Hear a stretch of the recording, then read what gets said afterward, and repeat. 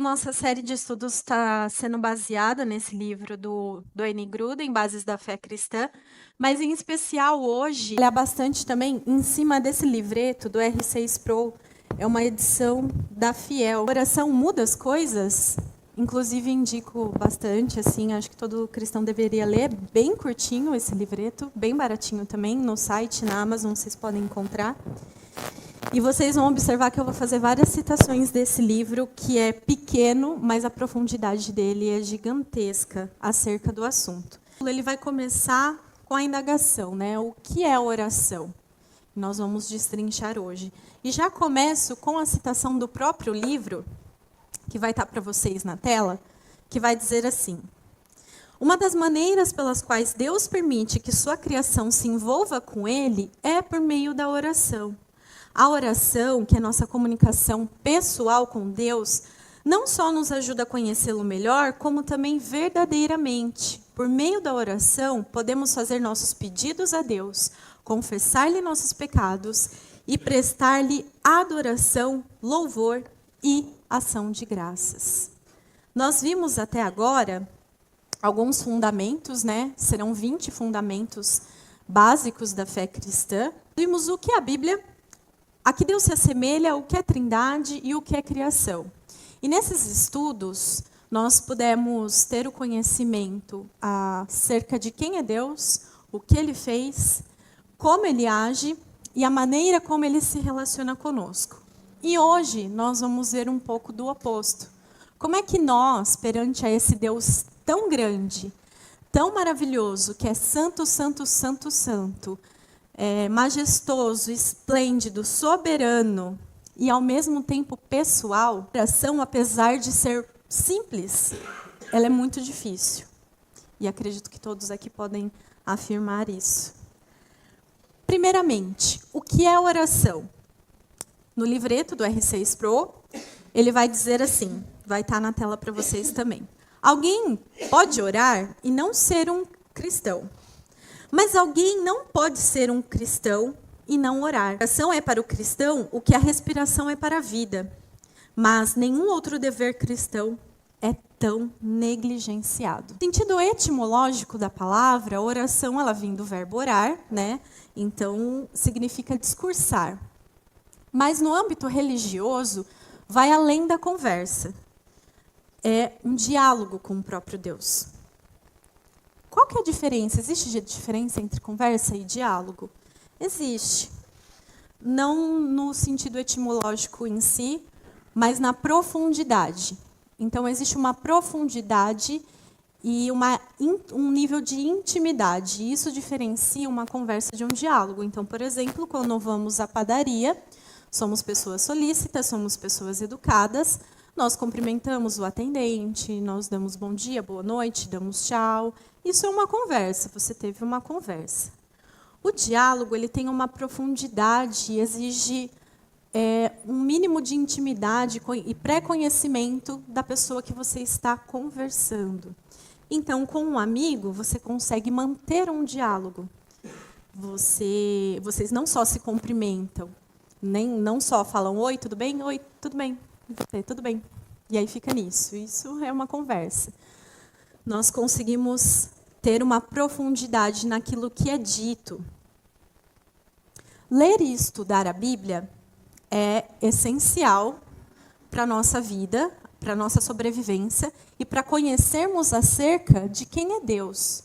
Nós lemos a Bíblia e isso nos leva ao entendimento sobre Deus. Mas a oração nos leva ao próprio Deus. Na palavra conhecemos o Deus transcendental, mas na oração nós conhecemos o Deus pessoal. Oramos para conhecer a Deus e sermos por Ele conhecidos. Dito isso, então, o que é oração, o que é orar, trarei razões do porquê orar. E apesar de parecer óbvio, não é, principalmente para recém-convertidos e muitos dos opositores ao cristianismo, à religião, enfim. Porque eles vão indagar, mas se o seu Deus é tão soberano, e se ele é onisciente, e Deus de fato é, se ele sabe das coisas, até mesmo antes que a palavra chegue à língua, baseado no Salmo 139:4, por que vocês oram? E o recém-convertido também tem muito dessa dúvida. Se Deus já sabe o que eu vou falar, por que eu oro? Ele sabe o que está na minha mente e no meu coração. Para que eu vou falar aquilo que antes mesmo que eu pensasse, ele já teve o conhecimento? Outra citação do livro do R6 Pro vai dizer o seguinte: há algo errado nessa pergunta. A pergunta, né? Se Deus sabe tudo, por que devemos orar? A pergunta supõe que a oração é unidimensional, ou seja, só tem uma dimensão, um propósito, e é definida apenas como súplica ou intercessão. Pelo contrário, a oração é multidimensional. A soberania de Deus não anula a oração de adoração. A presciência ou o conselho determinativo de Deus não nega a oração de louvor. A única coisa que ela deveria nos dar é maior razão para expressarmos nossa adoração por quem Deus é. Se Ele sabe o que vou dizer antes que eu diga, seu conhecimento, em vez de limitar a minha oração, aprimora a beleza de meu louvor. Com base nisso, então, eu vou trazer 5 motivos pelos quais nós devemos orar. Obviamente que existem muito mais, mas são os básicos, digamos assim, e é o que o tempo permite também. O primeiro deles é o louvor, já pegando o gancho do R6 Pro. Nós devemos orar porque a oração, ela louva e glorifica o santo nome do Senhor, e isso já seria suficiente para orarmos todos os dias, incessantemente. Então, em Efésios 5:18, parte B, vai dizer assim: mas deixem-se encher pelo Espírito, falando entre si com salmos, hinos e cânticos espirituais, cantando e louvando de coração ao Senhor, dando graças constantemente a Deus Pai por todas as coisas, em nome do Senhor Jesus Cristo. Cantar é uma forma de louvar a Deus. E é maravilhoso, eu, em particular, gosto muito de fazer isso. Porém, aquele que não ora, não louva a Deus no cântico. Não é possível. Primeiro, você louva orando. E depois, você externa isso. O segundo motivo é o envolvimento. Então, como nós vimos aqui, o Wayne Grudem, ele vai citar muito sobre isso, né? Porque a oração é uma das maneiras que Deus permite que nós temos esse envolvimento com Ele. E isso, se pararmos para pensar, irmãos, é glorioso. Como eu disse para vocês no início, como é que um Deus tão grande, tão grande, tão grande, infinitamente grande, supremo, excelso e maravilhoso, permite que nós, que somos pó, pecadores, e que fomos inimigos dele, tenhamos diálogo com ele. Essa é a grandeza da graça. Então, em Filipenses 4, do 6 ao 7, vai dizer assim: não andem ansiosos por coisa alguma, mas em tudo, pela oração e súplicas e com ação de graças, apresentem seus pedidos a Deus. E a paz de Deus, que excede todo o entendimento, guardará os seus corações e as suas mentes em Cristo Jesus. E amém por isso. Porque Deus é maravilhoso, apesar de ser infinito, Ele se torna pessoal em nossas vidas. Nós poderíamos pensar assim: podemos nos fechar em nossos quartos e esperar que Deus leia nossas mentes, mesmo porque isso acontece, nós querendo ou não, né? Mas isso não é comunhão. E certamente não é comunicação. O terceiro ponto da razão pelo qual nós devemos orar é a dependência. Devemos orar porque a oração aumenta a nossa dependência em Deus. Em Lucas 11, do 9 ao 13, a palavra do Senhor diz assim: por isso lhes digam, peçam e lhes será dado, busquem e encontrarão, batam e a porta lhes será aberta. Pois todo o que pede recebe, o que busca encontra, e aquele que bate, a porta será aberta. Qual pai entre vocês, se o filho lhe pedir um peixe, em lugar disso lhe dará uma cobra? Ou, se pedir um ovo, lhe dará um escorpião? Se vocês, apesar de serem maus, sabem dar boas coisas a seus filhos, quanto mais o Pai que está nos céus dará o Espírito Santo a quem pedir. Então, aqui, mais uma vez, Deus, ele sabe o que a gente precisa. Ele sabe o que você necessita, o que você realmente necessita. Às vezes você pensa que precisa, mas não precisa. E ele poderia simplesmente conceder sem você precisar pedir.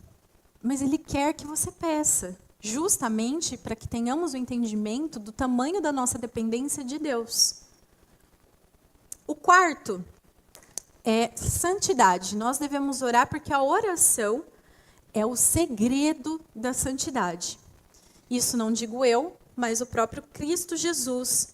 Ali no contexto de Lucas 22, 39 ao 46, Jesus vai para o Monte das Oliveiras, né, também chamado Getsemane, e ele leva os seus discípulos e os mais próximos, Pedro, Tiago e João, ele chama para se retirar e orar com ele. E ainda assim, ele se afasta um pouco para fazer sua oração individual ao Pai. Ali, Jesus, angustiado, né, soa gotas de sangue, ora. Quando ele volta, pega os discípulos dormindo. E aí ele faz uma chamada de atenção para esses discípulos e diz o quê? Orem para que vocês não caiam em tentação. Porque a carne é fraca. O espírito está pronto, mas a carne é fraca. Ou seja, aqui não é uma sugestão. Cristo, ele está dizendo, vocês têm que orar. Porque se vocês não orarem, não clamarem ao Senhor para que Ele dê a santidade, o livramento da tentação, vocês certamente cairão. Inclusive, nós observamos aqui que Pedro era um desses que estavam junto. Ele dormiu, ou seja, ele não orou. E o que aconteceu depois? O próprio Cristo Jesus.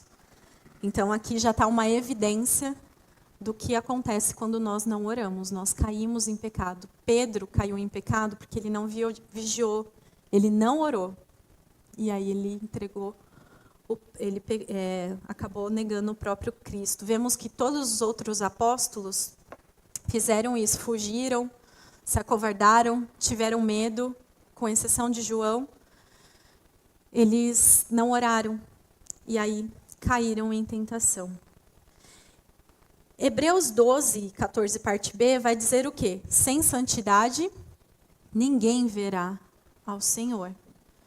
Então, nós temos que orar para termos uma vida de santidade. Não é pelo seu mérito, não é pela sua capacidade ou pelo seu caráter, enfim, não é.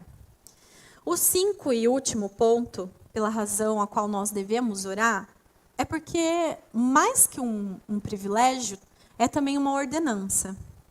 É uma ordem do Senhor. Lucas 18:1 vai dizer: Então Jesus contou aos seus discípulos uma parábola para mostrar-lhes que eles deviam orar sempre e nunca desanimar. E aí ali ele conta a parábola da viúva. É uma ordenança, não é uma sugestão.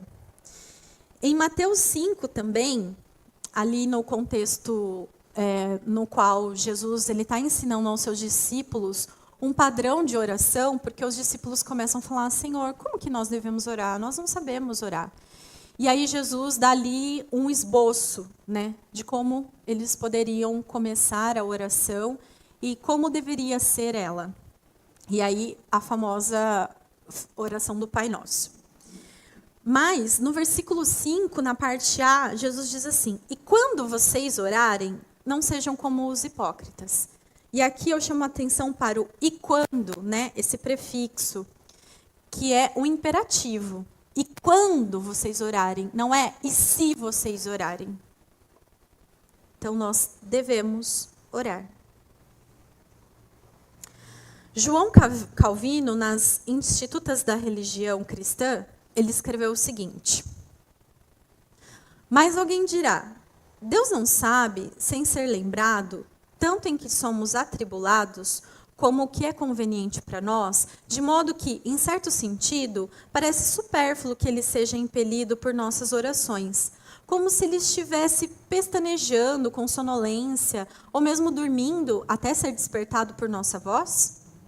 Todavia, aqueles que raciocinam dessa maneira não observam A que propósito o Senhor instruiu o seu povo a orar? Pois ele ordenou isso não tanto por causa de si mesmo, e sim por nossa causa. Agora ele quer, como é certo, que lhe seja dado o que lhe é devido, em reconhecimento de tudo que os homens desejam e conduz ao proveito deles mesmos, que vem de Deus, e em testemunho disto nas orações. Mas o proveito desse sacrifício pelo qual Deus é adorado também retorna a nós. Então, você quer louvar a Deus? Ore. Quer se alegrar? Ore. Está angustiado? Ore. Está feliz? Ore. Está passando por adversidades? Ore. E aí, também quero trazer para vocês o poder da oração. Eu afirmo que se todo crente tivesse a compreensão concreta do poder da oração, os cultos de orações em todas as igrejas não haveriam cadeiras suficientes para comportar todos os fiéis. Mas, infelizmente, por evidência, eu vejo que é o oposto que ocorre. Os cultos de orações são os mais vazios. E isso é extremamente triste e preocupante. É uma evidência de que o crente ainda não entendeu o que é a oração, a importância da oração em sua vida e o poder da oração. O príncipe dos pregadores, Charles Spurgeon, uma vez foi indagado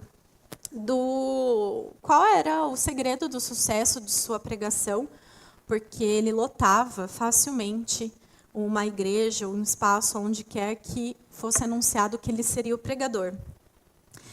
E ele disse o seguinte, que ele tinha, todas as segundas-feiras, uma rede de apoio gigantesca que orava por ele, pela pregação.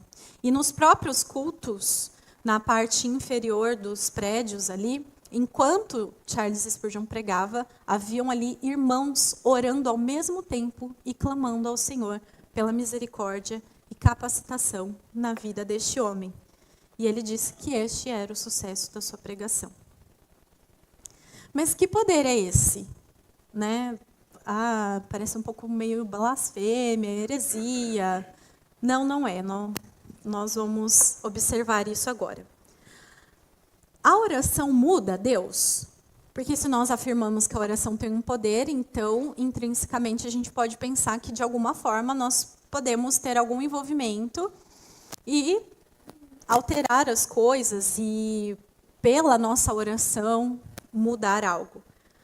A oração muda Deus? A resposta é um belo e sonoro não. A oração não muda Deus. Agora, se a pergunta for, a oração muda as coisas? Sim, a oração muda as coisas. A mente de Deus, assim como seu perfeito decreto e conselho secreto, jamais serão mudados. Mesmo porque Deus não é homem para que minta, e nem filho do homem para que se arrependa. Então, por mais fervorosa, por melhor que seja a oratória de uma oração, isso nunca mudará a Deus. Todavia, os meios pelos quais Deus executa os seus propósitos, eles podem ser alterados de acordo com a sua perfeita e eterna soberania. Eu sei que está difícil, então eu vou citar alguns exemplos para vocês. Exemplo 1. Se todos os servos do Senhor, se toda a igreja universal se reunisse, decretasse jejum, vigília, e clamasse incessantemente para que a volta de Jesus não ocorresse, isso nunca ocorreria. Tá? Está decretado, determinado, e seria dizer que Deus vai mentir e esperar que uma oração dessa seja respondida. Então, isso não ocorre. Por quê? Porque não muda a Deus a essência dele e as suas promessas. Isso iria interferir diretamente na sua promessa, no seu plano de redenção. Agora, suponha que o povo babilônico, ali na época, né, dos hebreus, que foi usado para invadir Israel e levar cativo o povo israelita, eles tivessem se convertido e aí eles clamassem para o Senhor por misericórdia, libertação de todo mal, e com isso a libertação de não fazer mal ao povo do próprio Deus. Deus poderia ter respondido sim a essa questão e usado outro meio, outro povo, outra pessoa para executar o seu plano, que não seria frustrado, independente do meio. Isso aconteceu, inclusive, com o povo de Nínive. Então, Jonas, ali no livro de Jonas, ele se recusa a pregar justamente por ter um entendimento pleno de que Deus, os propósitos do Senhor não mudam, mas os meios podem ser alterados conforme a sua vontade. E quando ele diz para Jonas ir lá dar um recado para o povo de Nínive que, se eles não se arrependessem, eles iriam ser destruídos, ou seja, Deus não estava afirmando que, independente do arrependimento, eles iam ser destruídos. Então, poderia ali haver uma alteração no percurso. Tanto que houve. Justamente por isso que Jonas não queria pregar. E o povo realmente se converteu e não foi destruído. Eu vou ler para vocês o trecho do livro A Oração Muda as Coisas, que ele vai falar melhor do que eu acerca do povo de Nínive. Ele vai dizer assim: de novo, talvez você se pergunte, a Bíblia não diz várias vezes que Deus se arrepende? Deus se arrepende? O Antigo Testamento certamente diz isso, usa a palavra arrependimento, né? O livro de Jonas nos diz que Deus se arrependeu do julgamento que planejara para o povo de Nínive, tá? Em Jonas 3:10. Por usar o conceito de arrependimento nessa passagem, a Bíblia está descrevendo a Deus o que a Deus que é espírito, naquele que os teólogos chamam de antropopatia, ou antropomorfismo, ou seja, a atribuição de sentimentos humanos a Deus, porque não temos a capacidade de conseguir qualificar tudo o que Deus é e os seus eternos atributos.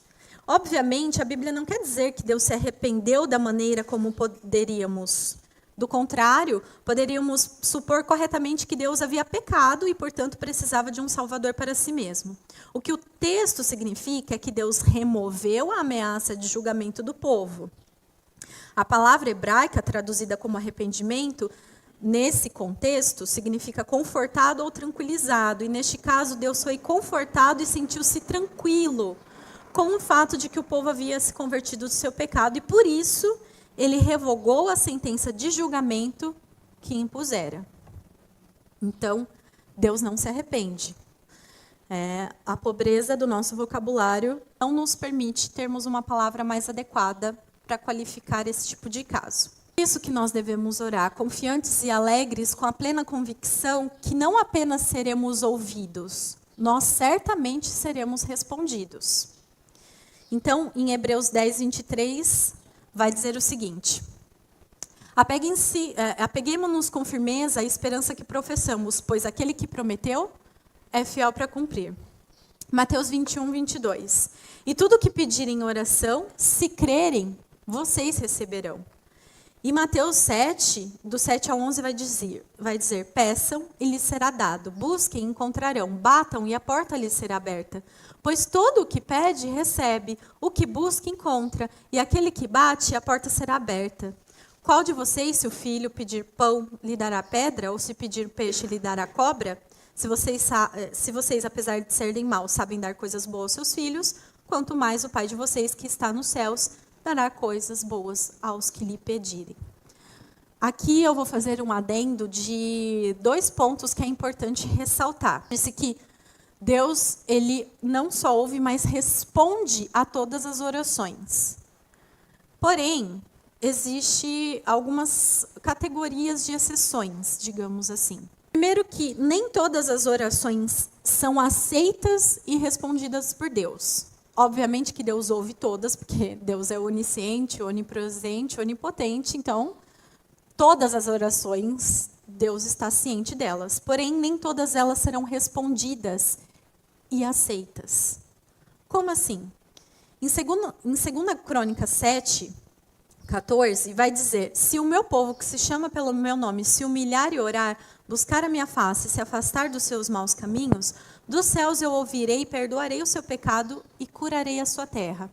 Aqui, Deus começa a falar, se o meu povo... Todas essas promessas que eu ditei para vocês acerca da oração, são feitas para o povo de Deus. Não é que Deus não aceita ou responde oração de incrédulo. Isso pode até acontecer, e é o que nós chamamos de graça comum. Mas não é uma regra. Agora, o povo de Deus, Deus sempre aceitará, ouvirá e responderá às suas orações. Então, isso já é um ponto. Essas promessas são para o povo do Senhor. Mateus 6, do 14 ao 15, novamente aquele contexto que Jesus está ensinando o Pai Nosso, tem outra exceção também. Pois se perdoarem as ofensas uns dos outros, o Pai Celestial também lhes perdoará. Mas, se não perdoarem uns aos outros, o Pai Celestial não lhes perdoará as ofensas. Então, ainda sendo um povo de Deus, se você não oferece perdão e não perdoa aquele que lhe ofendeu, a sua oração de arrependimento não será aceita diante do Senhor. E em 1 Pedro 3,7, vai aí para os maridos.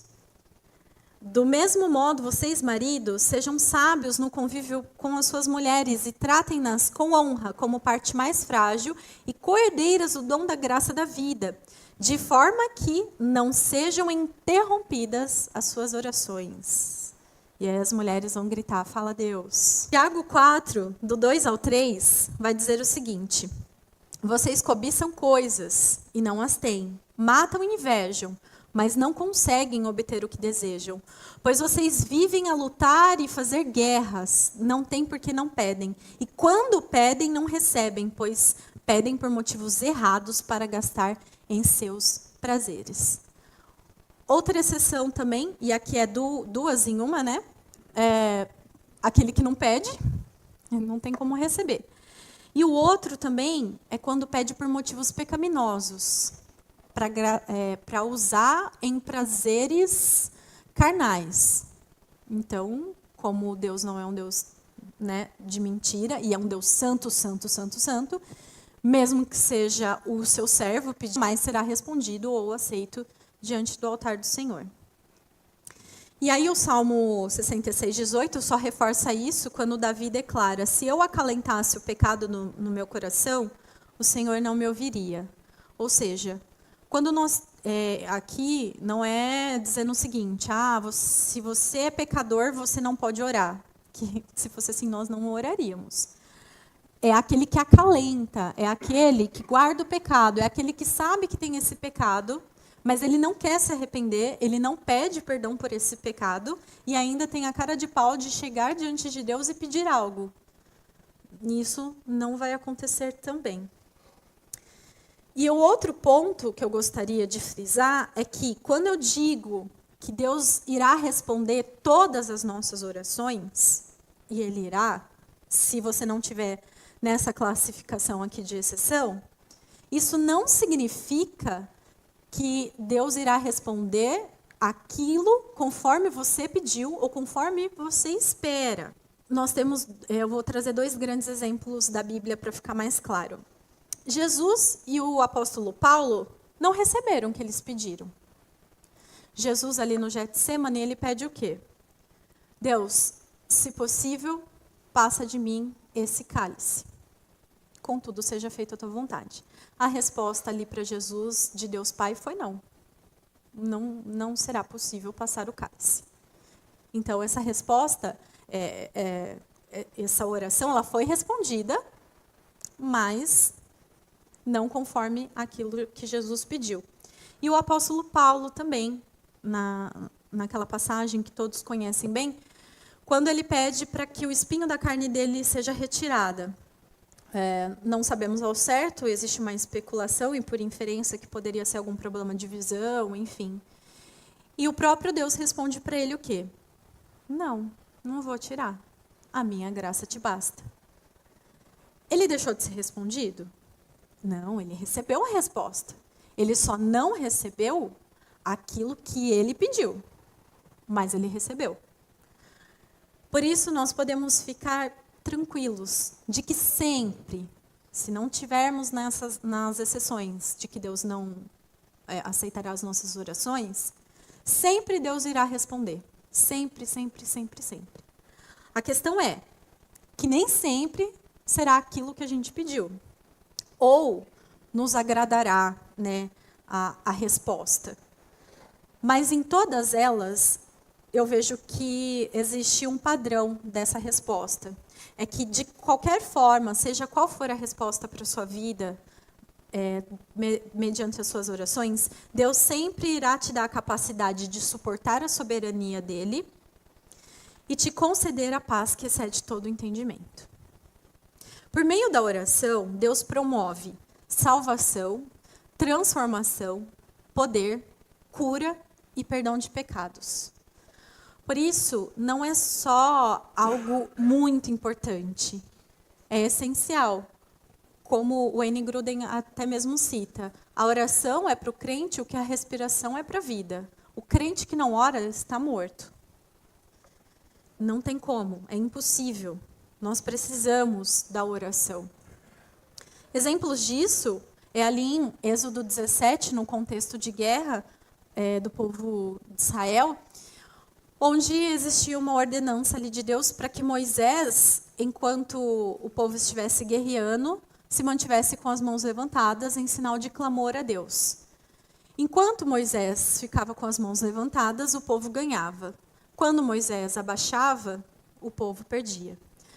Isso quer dizer que Deus não é poderoso o suficiente? Ou que Deus precisava de Moisés? Não, pelo contrário. Essa é a grandeza.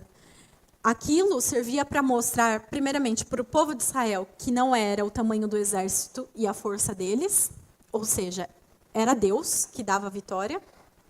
E também era um testemunho para o povo que estava guerreando contra, mostrando que a vitória é do Senhor, embora eles nem conhecessem e servissem a esse Deus.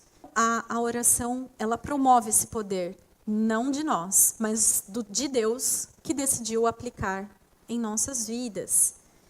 Em 2 Reis 19, vai também outro contexto de guerra, onde Ezequias ele recebe ali uma carta do inimigo deles, né, que eram muito, muito, muito superior em questão de quantidade de soldados. E ali, amedrontado, ele faz o quê? Ele leva essa carta perante o Senhor, no altar do Senhor, coloca a carta ali e ele ora. E aí ele vai dizer, a oração é cumprida, eu não vou ler porque o tempo não permite, mas ele vai clamar ao Deus Altíssimo. E essa passagem me impacta muito, porque Deus responde a oração dele. E o que acontece? Deus diz o seguinte, você não vai nem sair para a guerra. Eu vou te dar a vitória, mas você não vai precisar nem sair da sua cama. Eu mesmo vou destruir o acampamento e vou matar todos eles. Do verso 32 ao 35 vai dizer assim, portanto, assim diz o Senhor, acerca do rei da Síria, que era o povo que ia invadir Israel. Ele não invadirá essa cidade, nem disparará contra ela uma só flecha. Não a enfrentará com escudo, nem construirá rampas de cerco contra ela. Pelo caminho por onde veio, voltará. Não invadirá essa cidade, declara o Senhor. Eu a defenderei e a salvarei, por amor de mim mesmo e do meu servo Davi. E naquela noite o anjo do Senhor saiu e matou 185.000 homens no acampamento assírio. Quando o povo se levantou de manhã, na manhã seguinte, o lugar estava repleto de cadáveres. Esse é o poder da oração. Um só anjo. E aí, quando a gente vê Jesus na cruz dizendo que se ele quisesse, ele clamaria por miríades de anjos, imagina o estrago que isso não faria. E aí tem gente que fala que vê anjo, e eu fico pensando, nossa, e você está vivo aqui? É meio complicado. Então, a oração, ela tem poder. Tem o poder de Deus, que de forma inexplicável, por uma graça incondicional, se aplica a nós. E aí eu gostaria também de trazer um testemunho pessoal e um outro de um irmão mais próximo de nós, porque quando nós lemos e vemos esses exemplos, a gente pode imaginar o seguinte: ah, mas isso aconteceu no Antigo Testamento, isso foi com o povo, com os apóstolos, com os discípulos. Não, não é verdade. Eu mesma, as poucas experiências espirituais que eu tive, sempre foram por meio de oração. Não que isso seja uma regra, mas pelo menos na minha vida sempre aconteceu dessa forma. Num acampamento, durante uma vigília, Deus falou ali diretamente comigo. Recentemente também, num culto de oração, né, eu estava conversando com uns irmãos que eu estava achando que Deus não estava me abençoando esse ano, que eu não tinha nada para agradecer. E aí, quando eu peguei meu caderninho de oração, eu fiquei envergonhada, tive que pedir perdão para Deus, porque não era real. E naquela mesma semana, eu tive 4 bênçãos. E aí eu enxerguei que não é que só ali naquela semana que eu recebi, mas é porque eu passei todo o ano sem orar, dando graças a Deus. Então, a oração, ela é benéfica para as nossas vidas em todos os sentidos. Teve uma vez também que eu estava muito ansiosa. E aí, quando a gente lê aquela passagem, não andem ansiosos, mas em tudo supliquem a Deus e com ação de graça, eu falei, eu vou fazer um teste. Olha, que perigo, né? Mas Deus teve misericórdia da minha ignorância. E aí eu comecei a orar. E o Espírito Santo de Deus acalmou o meu coração. E ali eu vi nitidamente que era o poder da oração sobre a minha vida. Não por mim, mas por Deus. E recentemente nós temos o testemunho do nosso irmão e diácono Paulo. E o testemunho dele declara tudo isso que eu falei para vocês, que por meio da oração Deus promove salvação, transformação, poder, cura e perdão de pecados. Então, para quem não sabe, o nosso irmão Paulo ele enfrentou um câncer, já quase ali no estágio, no estágio muito avançado, né, leucemia, e literalmente da noite para o dia ele estava na UTI. Esse irmão e a esposa dele, que também mostrou para nós o que é ser uma auxiliadora idônea e uma mulher de fé, temente ao Senhor. Eles testemunharam isso para nós. Em todo esse processo, que já vai durar 1 ano, ele passou por altos e baixos, momentos que os próprios médicos desenganavam e aí, de repente, voltava. Em todos esses momentos, a esposa ia nas visitas, e ela sempre levava uma passagem, oração e cântico, e eles louvavam a Deus ali dentro da UTI. Nosso irmão Paulo fez cursos de teologia na UTI. Ele evangelizou todos quanto ele teve oportunidade, médico, enfermeiro, todo mundo. Inclusive, evangelizou um familiar que se converteu. Ou seja, Deus usou a vida dele para salvar, para perdoar pecados. E na vigília de final de ano, quando nós estávamos aqui clamando, intercedendo, porque ele teve que ser induzido ao coma ali, por ter contraído uma bactéria no meio do processo, ou seja, o que piorava tudo o quadro. Nesse mesmo momento, enquanto a igreja estava orando, o pastor e a esposa dele estavam lá no hospital, porque ela foi chamada. E ali o médico desenganou e disse, olha, é muito complicado, porque ele já estava fraco, o que estava ruim ficou pior. Então, assim, a probabilidade é que ele não volte. Então, já dá, né, aquele aviso para os familiares irem visitando, dá tempo de gente vir de fora. E o pastor conta que ali naquele momento, lógico, em lágrimas, né, ela agradece ao médico, ela diz, olha, obrigada pelos seus cuidados conosco, porque realmente foi um médico enviado pelo Senhor, cuidou de forma excepcional. Mas ela olhou para o médico e disse, mas a última palavra vem do meu Deus. Então, eu esperarei. Ela saiu do hospital e veio para a vigília. E quando ela veio para a vigília, eu imaginei, nossa, ele deve estar bem, né? Porque ela veio para a vigília e ela veio, pediu, clamou e não disse nada. E todo mundo estava achando que ela veio porque estava tudo bem. Mas pelo contrário. Mas olha a fé dessa mulher. E realmente, após uma semana, ele saiu de coma. E essa semana, inclusive, depois de tudo isso, Pela glória e louvor do nosso Deus, ele está em casa, está se adaptando, conseguiu fazer o transplante da medula, que foi um sucesso, e a vida dele é um testemunho vivo de que a oração tem poder. Para finalizar, na prática, como é que nós fazemos isso? Como eu disse para vocês, é simples, mas é difícil a oração. Não sejamos hipócritas. Mesmo porque a oração ela não é natural ao ser humano. Então, ali no Éden, Adão e Eva, eles conversavam, eles tinham esse diálogo diretamente com Deus. E é muito difícil você dialogar com alguém que você não está vendo. Para nós, né, como seres humanos, é difícil. Nós somos seres que nós gostamos de olhar no olho, a gente gosta da presença física. Nós sentimos quando a gente tem que se comunicar com algum parente ou algum amigo que está longe. E às vezes a gente fala, online não é a mesma coisa. Imagina você não ver, né? Então, é algo que a nossa carne é difícil dela entender. E é um exercício. Mas, em primeiro lugar, temos que ter em mente que temos que separar um tempo adequado para isso. E o que nos falta não é tempo. Ninguém aqui pode dizer, eu não tenho tempo para orar. Então, você está me dizendo que você não tem tempo para beber água, para tomar banho, para comer, para fazer nada. Porque isso é essencial para a sua sobrevivência. Então, o que te falta não é tempo, é prioridade.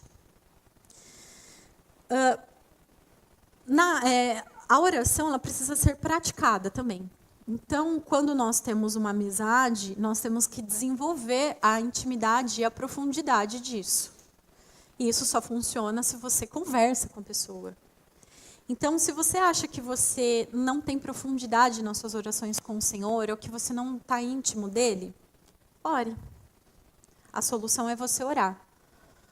Ore, ore, ore, ore, até que você consiga orar de forma adequada. A oração, ela é ação. E aí, muitos vão poder dizer o seguinte, orar, até aprender a orar. Mas eu não sei, eu não tenho palavra suficiente, o meu vocabulário não é muito legal. Como é que eu vou me apresentar diante de um Deus tão grande, tão majestoso, sem capacidade para isso, sem forças, muitas vezes, físicas e emocionais, que isso acontece. Né? Às vezes nós estamos passando por um momento da vida que nós não temos realmente forças nem para verbalizar a dor que nós estamos sentindo. Mas eu tenho uma boa notícia para vocês. Quando chegar nesse momento, não se preocupem, porque o próprio Espírito Santo orará em nosso lugar.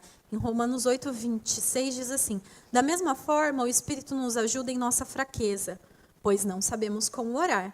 Mas o Espírito intercede por nós com gemidos inexprimíveis. Então, fique tranquilo. Se você acha que não tem capacidade de oratória ou que está tão fraco que não consegue realmente externalizar, entregue ao Espírito Santo e ele fará a oração por você. Em nome de Cristo Jesus.